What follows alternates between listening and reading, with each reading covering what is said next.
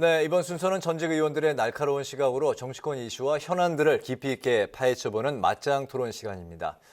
토론으로 맞짱을 뜰 두 분, 최민희 전 더불어민주당 의원, 이현주 전 국민의힘 의원 두 분 나오셨습니다. 두 분 어서 오십시오. 네, 반갑습니다. 네, 반갑습니다. 네, 오프닝 영상에서 캐리커처 화면이 나갔는데 두 분이 지난주에 마음에 든다고 하셔서 저희 제작진이 한번 제작을 해봤는데 어떻습니까? 아, 너무 예뻐요. 너무 네. 깜찍해요. 네. 보니까 기분이 확 좋아졌어요. 그러니까. 아, 예, 맞아. 마음에 그럼 막 드신다니까. 토론인데 모습이잖아요. 기분이 좋아져도 될까요? 그게 문제예요. 기분이 좋아졌다. 아, 네. 오늘도 활짝 잘 웃잖아 또. 부탁드리겠습니다. 이렇게 활짝 웃는. 화기애애한 분위기 속에서 오늘 토론 화기애애. 일단 시작을 하겠습니다. 아직까지 좀 본격적으로 선거가 시작이 안 돼서 음. 네 일단은 좀 화기애애하게 네, 보이죠. 본격적인 선대위 시작이 안 됐기 때문에 일단 화기애애하게 시작을 하신다는 이현주 전 의원의 말씀이셨는데요. 일단 오늘 토론 이제 시작해 보겠습니다. 민주당의 이재명 후보가 선대위 쇄신뿐만 아니라 이제 공약 행보로 윤석열 후보와 1대1 구도에 지금 집중하고 있고 최근에 눈물 흘리는 모습을 여러 차례 보였는데 오늘은 또 큰절 사죄까지 했습니다. 최근에 이제 오늘 여론조사 나온 것도 그렇고 일주일 지난주에 나온 지지율 조사 결과보다 아무튼 격차가 좀 상당히 좀 좁혀진 걸로 결과들이 나오고 있는데 이러한 그 이재명 후보의 달라진 분위기가 일조를 한 것인지 영향을 준 것인지 두 분은 어떻게 바라보시는지 듣겠습니다. 원래 선거 이게 대선까지 이 선거가 몇 번 출렁일 겁니다. 아, 네. 그러니까 이게 출렁이는 게 되게 계기가 있거든요. 근데 그 계기에 따라서 출렁이는데 사실 정치인들이 전부 여론조사에 일희일비 안 한다고 하지만 다 일희일비합니다. 정치인도 일희일비하고 그렇습니까? 지지자들은 네. 더 일희일비하고 그 정치가 지독한 연애라 내가 지지하는 후보 지지율이 떨어지면 지지자들은 더 가슴 아파 하시는데 네. 그럼에도 불구하고 지지율은 몇 번 출렁일 거다. 그리고 지금 나타나는 지지율로 보면 일단 윤석열 후보는 컨벤션 효과를 톡톡히 누렸는데 네. 그게 2주 만에 이제 사실 컨벤션 효과는 없어 보여요. 그냥 구도만 반영되고 있는 그런 상황 같고요. 그 구도란 정권 교체를 요구하는 여론이 더 많은 그 구도에 기대고 있고 지금 이재명 후보가 하고 있는 모든 것은 인물 구도로 선거를 끌고 가려는 안간힘입니다. 그래서 이게 일정 부분 효과가 있으니까 여론조사에 따라 다른데 작게는 7%, 크게는 13%까지 이 폭이 좁혀졌거든요. 네. 종합해 보면 네. 그렇기 때문에 효과는 보고 있습니다만 이재명 후보의 요 행보도 일정하게 또 그 지지율에 반영이 되면 네. 다시 또 출렁이게 되고 이런 겁니다. 그래서 저는 대체로 12월 초 되면 네. 전화 면접 안심번호 여론조사에서는 되게 그냥 거의 아주 막상막하까지 갈 거라고 봅니다. 네, 앞으로 이미 이제- 그런 현상은 나타나고 있죠. 네, 여론조사는 앞으로도 이제 많이 출렁거릴 네, 텐데 네. 12월이 되면 또다시 한번 출렁거리고 이재명 후보 쪽으로 유리하게 그러니까 결과가 나타날 박빙으로 거다. 계속 갈 텐데 네. 12월은. 네. 근데 지금은 박빙 약간 열세잖아요. 그 안심번호 전화 면접이. 네. 근데 12월이 되면 이재명 후보가 약간 앞서는 상태로 엎치락 뒤치락 하면서 계속 갈 것이다. 네, 네. 그래서 흐름은 1월 초 돼야 잡힐 거라고 봅니다. 네, 네. 알겠습니다. 네. 뭐 이게 박빙으로 갈 것이다라고 하시는데 1월부터. 네. 네네 1월부터. 그러니까 지금은 사실 시간 많이 남았어요. 솔직히 한 100일 정도 남지 않았습니까? 네. 그래서 100일이면 뭐 그 사이에 제가 볼 때는 한 서너 번 정도 출렁거릴 것 같고요. 네. 뭐 이제 계기들이 있을 텐데 우선은 뭐냐면 이제 말씀하신 대로 이재명 후보가 이걸 인물 구도로 끌고 가기 위해서 정권 교체와 정권 유지 그 구도를 넘어서서 이재명과 윤석열이라는 그 인물로 가기 위해서 막 정말 발버둥을 치는 것 같아요. 예, 그래서 뭐 부인까지도 등장을 하고 그다음에 이제 보면 계속 뭘 하냐 하면 간담회를 나가세요. 간담회를. 그래서 자신의 어떤 실력 내지는 내가 더 많이 준비돼 있는 후보다. 이걸 어필하기 위해서 노력을 하는데 일정하게는 좀 성과가 있었던 게 지난주에 그 주식 그 사이트하고 그다음에 제가 볼 때는 지난주인가요? 그 대학 학보사들하고 간담회가 있었는데 네. 거기서도 이제 젊은 친구들이 봤을 때는 몰랐던 면들 또는 이제 시장에 대한 이해 이런 것들에 대해서 상당히 박식화돼서 좋은 평가를 받은 게 사실이에요. 그래서 그걸 가지고 근데 상대적으로 이제 우리 후보는 뭐 그것이 이제 방송 사고였는데 어쨌든 거기서 이제 좀 약간은 이제 그런 부분들이 보여주면서 네. 제가 볼 때는 다음 주쯤 되면 상당히 붙을 것 같다 이런 생각이 듭니다. 그래서 이렇게 가면 상당히 저희도 위기를 생각을 해야 돼요. 네. 왜냐하면 이렇게 가면 제가 볼 때 지금 현재는 한 저희가 한 5%, 4, 5% 정도 앞서는 것 같거든요. 체감상으로는. 네. 뭐 10몇 프로 이거는 이제 지난주 얘기고요. 그런데 이걸 어떤 만회를 하지 못하고 이렇게 반등하는 계기를 못 잡고 계속 이렇게 지지부진하게 가면 제가 볼 때는 다음 주 되면 잘못하면 붙는다. 그래서 그 선대위의 문제도 빨리 어쨌든 이렇든 저렇든 빨리 결론을 내리고 출발해야 된다고 봅니다. 제가 볼 때는. 그래서 지금 보면 어쨌든 이재명 후보는 뭔가 막 바쁘게 움직이는데 네. 그동안에 우리 후보 같은 경우에는 아무런 뭐가 없이 그냥 조용하게 지냈잖아요. 네. 근데 이게 계속되고 그다음에 선대위 문제가 계속되면 시끄러운 이런 잡음이 계속되면 이제 피로감이 생기죠. 예.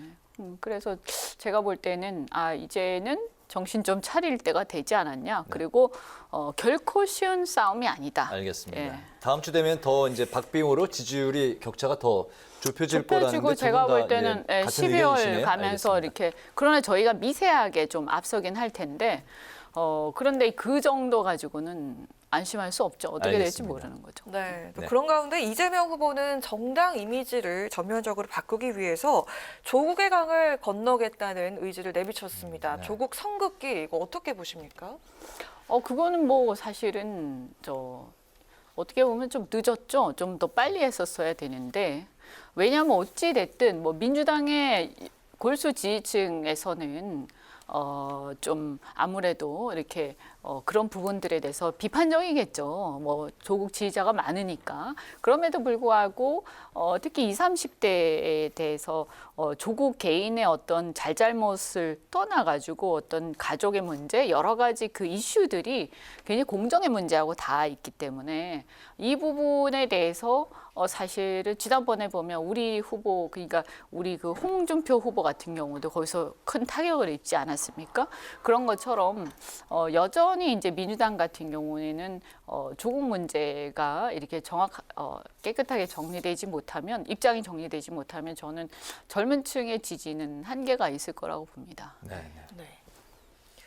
우선 조국 선긋기에 대해서 조국 여쭤봤습니다. 전 장관과 선긋기 했다 이 표현 맞지 않죠.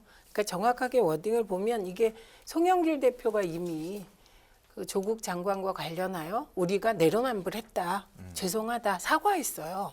그러니까 송영길 대표가 돌아놓고 보면 나름 열심히 자기 그 대표로서의 역할을 한 것이 지금 다 나타나고 있는데 이것도 그 중에 하나예요. 만약에 송영길 대표가 사과를 안 했어요. 그런데 지금 이재명 후보가 사과를 했다. 그러면 아마 지지자들이 받는 충격이 굉장히 컸을 텐데 일단 송영길 대표가 대표되자마자 조국 전 장관 관련하여 지나친 수사가 있었고 일가족을 정말 멸문지화에 이르는 잘못된 수사가 있었지만 그럼에도 불구하고 일부 내로남불이 있었다는 걸 인정했거든요. 네. 그리고 사과를 했어요. 그리고 사법부의 판단이 나오면 그에 따라 책임을 우린 져야 된다. 이미 한 번 해서 네. 일종의 예방주사를 맞았거든요. 그리고 조홍천 의원이 조국의 강 건너자 이렇게 공개적으로 또 제안을 했거든요. 그리고 그걸 후보가 고민 끝에 받아서 YTN 인터뷰에서 그렇게 얘기했어요. 동병상련의 마음이다. 조국 장관에 대해서. 그런데 우리는 집권 여당의 일원이기 때문에 작은 티끌에 대해서도 가혹하게 책임을 져야 되는 거다. 그래서 사법부 판단에 따라 책임질 일이 있으면 책임져야 한다. 이렇게 얘기를 했거든요. 그러니까 네. 민주당 지지층 일부는 반발하고 있습니다. 사실이고요. 그러나 그 여파가 보수 언론이 기대하는 거하고는 전혀 다른 것 같습니다. 네. 여파가.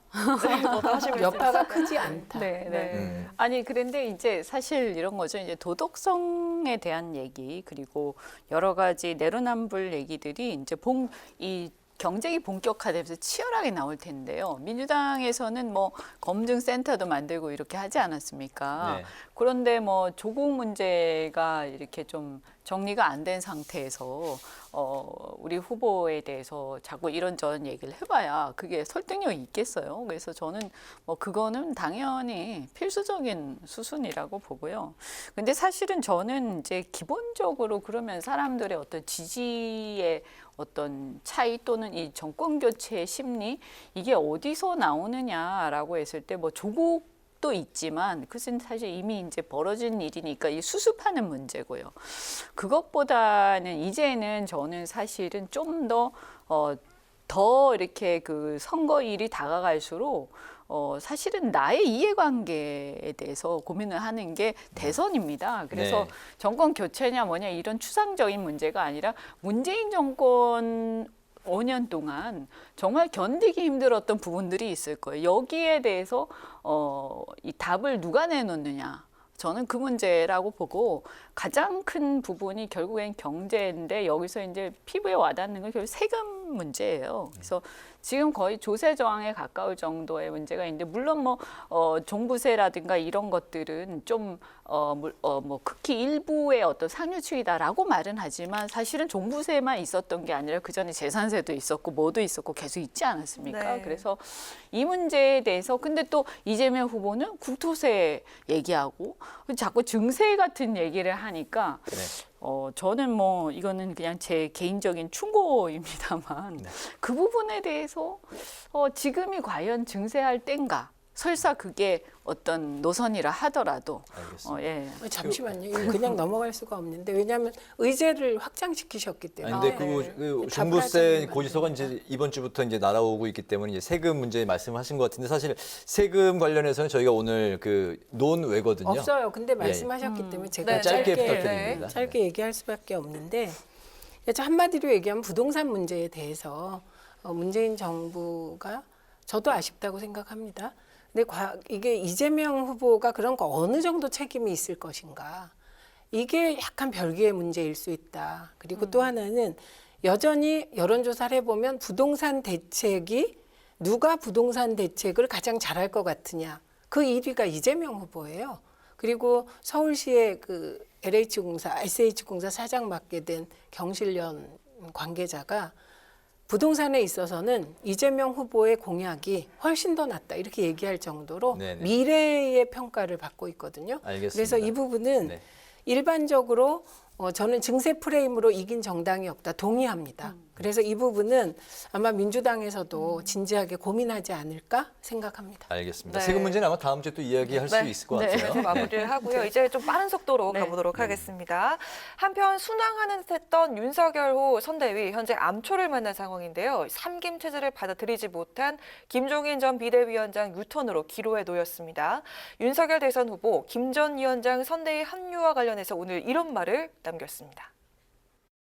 글쎄 우리 권 총장께서 좀 찾아뵈야 되겠다고 아까 아침에 여기 출발하기 전에 연락을 받았고 가서 무슨 말씀하시는지는 저는 잘 모르겠습니다. 아니 제가 상임위원장 두 분에 대한 인사는 부의를 했습니다마는 제가 기다리겠다고 하지 않았습니다. 네, 선대위 구성을 놓고서 이제 여러 가지 이제 진통을 겪고 있는 이제 국민의힘인데 현재 윤석열 후보와 김종인 전 비대위원장이 6시 반부터 그러니까 한 10여 분 전부터 현재 그 중구에서 만찬 회동을 이제 하고 있다는 속보가 떴는데 아마 이제 선대위 구성 합류 여부에 대해서 이제 이야기를 하는 게 이제 뭐 그 목적일 텐데요. 과연 그 윤석열 후보의 선대위 메머드 선대위냐 김 전 위원장의 실무형 선대위냐 두 분께서는 대선을 끌어가는 데는 어떤 스타일이 선대위에 더 적합하다고 보시는지 그리고 김 전 위원장이 그 문제적 인사를 이제 몇 분을 이제 머리에 두고 있는 것 같은데 그분들을 다 빼고 가는 게 맞는 것인지 두 분의 생각도 포함해서 좀 듣도록 하겠습니다. 먼저 최 의원님.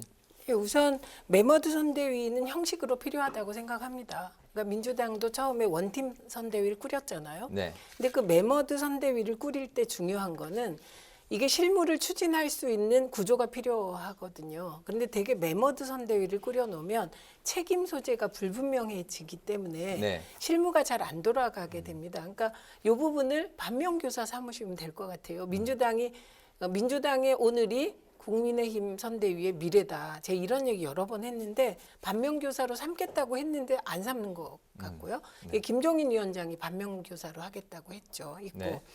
그다음에 저는 왜 저렇게 쓸데없는 논란을 계속 하실까? 예를 들면 지금 모시고자 하는 사람이 이준석 대표였다면 그러면 저런 논란을 하는 게 의미가 있는데 과연 국민들이 그 올드보이 세 분의 그 내부의 알력이나 갈등이냐 인간관계 같은 거에 관심이 있으실까? 그게 좀 변지수가 틀린 것 같아요. 지금 어떤 국민들이 김종인 위원장이 국민의힘 선대위에 들어가냐 안 들어가냐 그렇게 관심 있겠습니까? 이게 먹고 사는 문제입니까? 오히려 이 관심은 언론이 주로 있는 것 같아요. 네, 그래서 이건 번지수가 좀 틀린 것 같고 그다음에 핵심을 자꾸 언론이 장제원 의원으로 몰고 가더라고요. 네. 그런데 제가 보기에 핵심은 장제원 의원이 아닙니다. 김병준 위원장이에요. 그분이 심지어 뭐라고 했냐면 공개적으로 윤희 전과자와 손잡겠냐 이런 얘기를 했어요. 어떻게 같이 갑니까? 네. 그러니까 이준석 대표가 중재안을 냈죠. 김병준 위원장이 다른 자리로 좀 특위로 옮기시면 어떻겠냐. 그랬더니 권성동 의원이 또 사무총장이신데 거부했어요. 그러면 지금 김종인 위원장은 가장 중요한 문제 인물이 포지션을 안 바꾸는데 들어가야 되는 그런 상황이 된 거죠. 그러니까 들어가신다면 저는 김종인 위원장이 되게 급하셨구나. 이렇게 모두가 볼 것이다. 짜르가 이제 뭐 그냥 몸값을 많이 네네. 낮추시는구나. 이렇게 네. 될 상황이라 네. 지켜봐야겠습니다. 네네. 제가 볼 때는 그 어차피 후보의 의중이 제일 중요한 거 아니겠어요? 결국 결정권은 후보한테 있는 거니까. 그런데 이미 후보는 지난 최고위원회의에서 자기 의사를 표시를 했다라고 봅니다. 그러니까 후보는 명확한 게 이 세 명이 다 필요하다. 그러니까 1인 어떤 원톱 1인 체제로 갈 생각은 없다라는 걸 명확하게 이미 밝혔고요. 거기서 김종인 위원장께서 이건 내 생각하고 다른 것 같은데라고 아마 그 전에 이제 임태희 실장이 갔을 때도 그렇고 얘기를 했을 거란 말이에요. 그런데 또 불구하고 결정을 해버렸죠. 그런데 결정을 할 때 이제 그러니까 이 두 사람, 그러니까 김병준 위원장 특히 그분을 놔둔 보류한 게 아니라 김종인 위원장의 그거를 보류한 거죠. 네네. 그러니까 김종인 위원장이 오시든 안 오시든 그 두 사람은 임명하겠다라고 의지를 분명히 밝히신 거예요. 말은 어떻게 하시더라도. 임명했어요. 그러니까요. 그래서 임명을 했잖아요. 그러니까 네. 이미 확정된 상태에서 이제 더 이상은 그 두 사람은 후퇴할 수도 없고 후퇴할 리가 없다고 저는 봅니다. 그래서 이준석 대표는 뭐 김병준 위원장 뭐라고 했지만 그러나 뭐 그분도 그 비대위원장까지 지내신 분이고 한데 지금 임명을 후보가 한 이상 저는 거기서 변화가 있을 것 같진 않다. 그럼 여기서 남는 건 딱 하나요. 굉장히 단순합니다. 김종인 위원장이 이 상태에서 본인이 이 포지션을 받아들일 것이냐, 네. 아니면 이건 너무 내 자존심에도 상하고 내가 생각했던 거랑 다르니까 난 이건 못하겠다 하고 일단 걷어들일 거냐, 저 둘 중에 하나라고 보고요. 다만 이제 김종인 위원장께서 지금 합류를 안 한다라고 하시더라도 이럴 수 있죠. 만약에 이제 시간이 아직 한 100일 남았으니까 윤석열 후보가 이제 진행되는 과정에서 이제 출렁거리고 이러면서 위기가 온다든지 이러면 네. 그러면 이제 그때 가서 김병준 위원장이 구원 투수로 이건 나설 수 있다. 아니요. 김병준 위원장은 네. 내가 좀 물러나겠다라든지 그분은 좀 이렇게 보면 약간 유연한 부분들이 좀 있긴 한 것 같더라고요. 그래서 그렇게 되면 이제 그때 윤석열 후보가 이렇게 상고초려 다시 해서 네. 못 이기는 듯 네. 해서 합류할 가능성도 있다. 그리고 원래 김종인 위원장은 항상 이런 자기가 위기 상황에서 구원투수로 나서야 본인의 이제 좀 가치가 있다라고 생각하시는 분이기 때문에 지금 같은 상황에서 과연 쉽게 합류하겠냐. 근데 만약에 말씀하신 대로 이런 상황에서 합류를 하신다라면 이제 이게 마지막이기 때문에 마지막 대선이라고 보시고 아마 그냥 김 위원장이 양보하시는 상황이 되는 거죠. 네. 근데 이제 제가 볼 때는 이것도 중요한데 사실은 이제 국민들이 볼 때는 사실 뭐 김한길 위원장이 저분이 언제적 분이시냐. 물론 훌륭한 분이지만 그리고 김종인 위원장은 뭐 비대위원장 최근까지 하고 하셨으니까 또 그렇다 치는데 또 왜 이렇게 많은 분들을 그냥 고문도 아니고 위원장으로 막 전면에 내세우느냐에 대해서 저는 지금 현재 이제 젊은 분들이 약간 비판적 시각을 갖고 있는 걸로 알고 있어요. 그래서 지금 이게 문제가 아니라 이분들이 명망가긴 하지만 사실은 표는 따로 이렇게 그러니까 세력이 있는 분은 아니세요. 지지 기반이.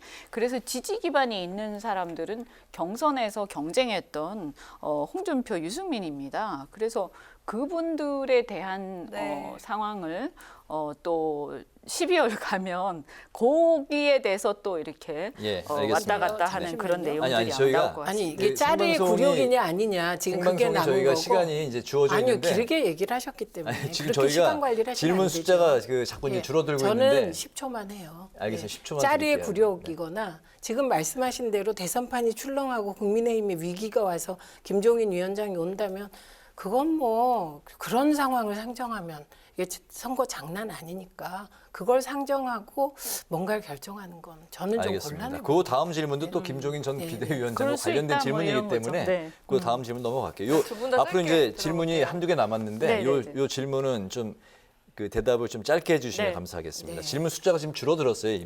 예. 그 이런 상황에서 민주당이 김종인 전 비대위원장에게 손짓을 보내고 있다. 뭐 이런 이야기가 지금 나오고 있지 않습니까? 아까 그거는요. 방송 전에 알겠습니다. 최민희 전 의원께서는 그럴 가능성을 이제 일축하셨는데 송영길 대표는 그건 예의도 아닌데 결과는 지켜봐야 된다 이렇게 이제 말씀을 하시는 것 이게 또 무슨 뜻인지 잘 모르겠습니다. 어쨌든 그 민주당의 김종인 영입설 그 가능성을 두 분 어떻게 보십니까? 아니 김종인 위원장이 짜리의 굴욕으로 윤석열 후보한테 내쳐졌어요. 그러면 김종인 어르신을 모실 수 있겠습니까? 그러면 그건 짜리의 굴욕당한 거의 카노사의 굴욕 수준이에요. 지금 네네. 들어가면 네. 그건 불가능하다고 보고 그리고 저는 그 기사 자체가 김종인 위원장 주변 발이다 이렇게 생각하지 않을 수가 없습니다. 그리고 송영길 대표 말은 너무 상식적인 말이에요. 제 말을 당대표기 때문에 정치적으로 표현하신 거죠. 네네. 이 워딩이 뭐 특별히 뭐 의미 부여를 할 필요는 없다는 말씀이고. 네, 지켜보자는데 뭐. 네. 그리고 민주당의 영입 가능성은 없다. 예, 저는 알겠습니다. 그렇게 하면 안 된다고 생각합니다. 알겠습니다. 역시 짧게 들어보겠습니다. 네, 뭐 이게 말이 되는 것 같진 않고요. 그냥 뭐 한번 그냥 누가 얘기해봤겠죠. 그런데 이제 실제로는 보면 요새 이재명 후보가 내놓는 공약, 뭐 노동이사제라든지 이런 걸 사실은 김종인 위원장이 예전에 주장하셨던 내용들이긴 합니다. 기본소득도 그렇고. 네. 그래서 노선으로 보자면 오히려 비슷한 것 같긴 한데 네. 그러나 이제 이미 지금 이런 논란이 벌어진 상황이기 때문에 여기서 뭐 민주당 쪽으로 간다 이건 말이 안 되는 것 같고요. 그냥 뭐 그냥 어디선가 흘러나온 얘기가 좀 과장된 게 근데 이거 아닐까. 팩트 예. 체크해야 돼요. 기본소득은 이재명 후보가 처음 얘기했고 그걸 받아서 김종인 위원장이 한국형 기본소득을 국민의힘에 그 어딘가에 넣은 거죠. 네, 그러니까 알겠습니다. 김종인 위원장이 처음 바라신 건 아닙니다. 알겠습니다. 뭐 어쨌든 노선이 비슷하긴 한 것 같더라고요. 예. 네. 네. 자, 다음 질문, 마지막 질문인데요. 네, 네. 짧고 굵게 네, 들어보겠습니다. 전직 대통령 전두환 씨 조문, 이 후보와 민주당 측에서는 조문 조와 국가장 모두 불가하다는 입장인 반면에 윤 후보는 조문 계획을 번복을 했습니다. 두 분 평가 들어보겠습니다. 먼저 이 전 의원님.